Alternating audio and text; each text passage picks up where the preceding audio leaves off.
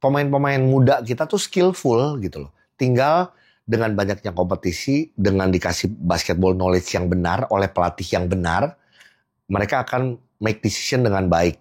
Pada saat gua makan justru gua dapat kabar bahwa di Gor Unesa ada satu kejadian yang memalukan, yaitu kita sudah ada dibahas di beberapa Instagram basket, antara Roar melawan Merpati Bali. Memalukan. Pelatih Merpati Bali, gue tidak usah menyebutkan namanya sudah keluar di mana-mana, menyuruh, ya, ini menyuruh pemainnya untuk memasukkan bola ke ring sendiri. Singkat cerita aja ya, Merpati bisa lolos kalau dia unggul di atas 9 poin, kalau nggak salah. Hanya kalah 2 poin, tapi waktu udah tinggal dikit, quarter 4, jadi dia berharap overtime. Karena kalau overtime, punya waktu lagi tuh 5 menit gitu. Jadi setelah time out, pelatih menginstruksikan pemainnya untuk memasukkan ke ring sendiri.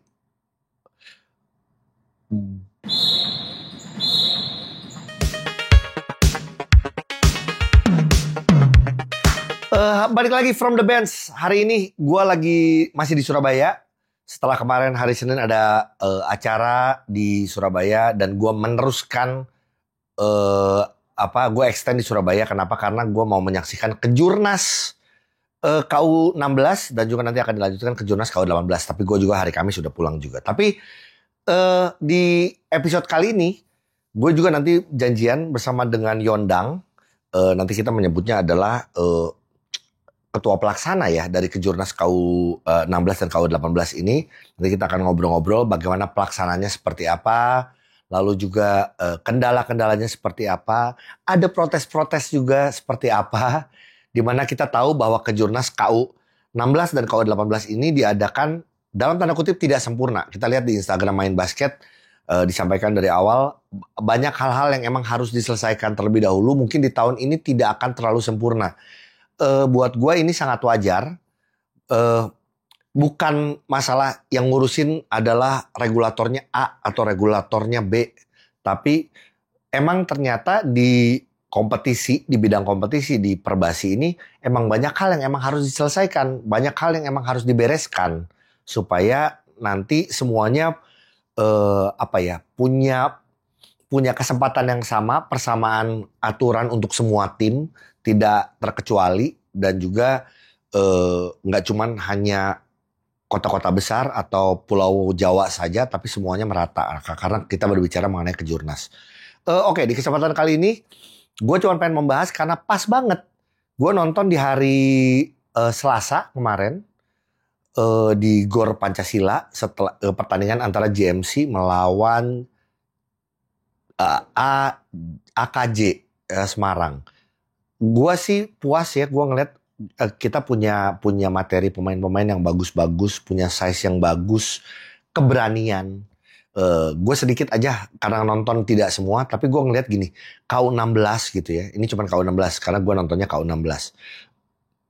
Kok kita punya pemain-pemain lokal, kita tahu lokal, pemain Indonesia yang berani make decision, berani catch and shoot, berani fake dribble sekali angkat, berani drive gitu ya. Tapi akhirnya yang gue melihat adalah tidak terlihat di liga profesional gitu loh. Ini obrolannya akan panjang, tapi kok gue melihat bahwa ini ada satu hal yang bagus sebenarnya. Kita lihat di pemain-pemain muda kita tuh skillful gitu loh. Tinggal dengan banyaknya kompetisi, dengan dikasih basketball knowledge yang benar oleh pelatih yang benar, mereka akan make decision dengan baik. Decision yang salah wajar, mereka akan belajar. Jadi itulah kenapa di basket ini perlu ada yang namanya evaluasi, perlu ada yang namanya latihan, tidak terus tanding. Itu. Jadi gue melihat satu hal yang positif, yang menjanjikan dari anak-anak muda yang ada di Indonesia. Dan ini jelas bukan hanya untuk liga profesional nantinya, tapi juga untuk liga mahasiswa, untuk timnas pasti ujungnya gitu. Itu aja yang gue pengen bahas. Tapi tiba-tiba tadinya gue dari Gor Pancasila mau ke Gor Unesa. Tapi waktu itu gue memutuskan untuk makan dulu. Pada saat gue makan justru gue dapat kabar bahwa di Gor Unesa ada satu kejadian yang memalukan, yaitu kita bahas, sudah ada dibahas di beberapa Instagram basket, antara Roar melawan Merpati Bali. Memalukan. Pelatih Merpati Bali, gue tidak usah menyebutkan namanya sudah keluar di mana-mana, eh, menyuruh, ya, ini menyuruh pemainnya untuk memasukkan bola ke ring sendiri. Mungkin buat lo yang nonton, mungkin apa sih alasannya, Kak? Jadi gini, singkat cerita aja ya. Merpati bisa lolos kalau dia unggul di atas 9 poin kalau nggak salah. Tapi waktu itu dia hanya unggul kalah 2 poin, tapi waktu udah tinggal dikit, quarter 4, jadi dia berharap overtime, karena kalau overtime punya waktu lagi tuh 5 menit gitu. Kira-kira seperti itu. Jadi setelah time out, pelatih menginstruksikan pemainnya untuk memasukkan ke ring sendiri. Bodoh banget, bego banget sih kalau menurut gue. I don't know pemainnya waktu itu protes atau enggak, tapi buat gue tetap menyalahkan, mungkin maaf ya kata-katanya kasar, adalah pelatihnya. Seorang pelatih yang benar, seorang pelatih yang baik, apalagi ini ngomong kelompok umur yang bilangnya adalah pembinaan, ini bukan ngajarin sesuatu yang baik. Akhirnya dilakukan. Setelah itu masih melakukan hal yang bodoh kembali. Hal yang bodoh kembali adalah Roar free throw, terus dapat bola lagi, bolanya di outin lagi sengaja di out of bounds supaya bola untuk Roar lagi, dengan harapan Roar bisa poin lagi supaya imbang, supaya overtime.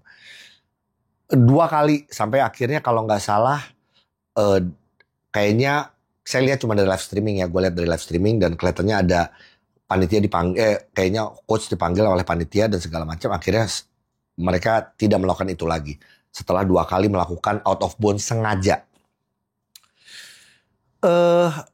Tindakan yang tidak sportif, tindakan yang tidak mengerti etika kalau menurut gue. Tapi apakah menyalahi aturan basket? Jawabannya sebenarnya tidak.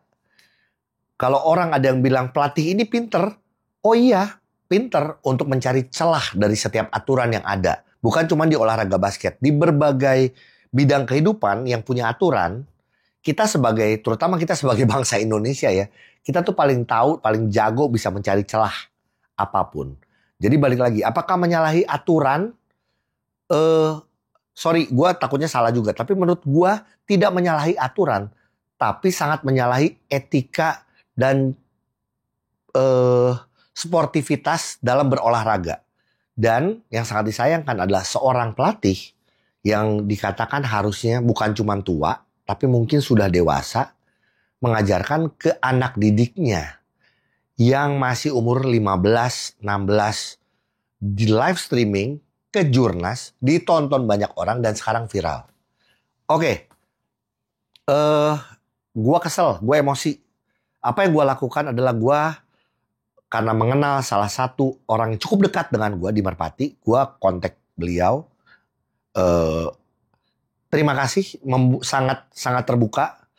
Dan ada tindakan yang menurut gue sangat baik, yang nanti biarlah tim tersebut yang apabila mau dikeluarkan, silakan tim tersebut yang mengeluarkan. Tapi menurut gue tindakan yang sangat baik. Gosipnya pelatih ini akan ada di Kejurnas KU18, tapi akan dicabut. Gosipnya, kalau ini terjadi, gue angkat jempol. Kalau ini sampai tetap dia masih ngelatih,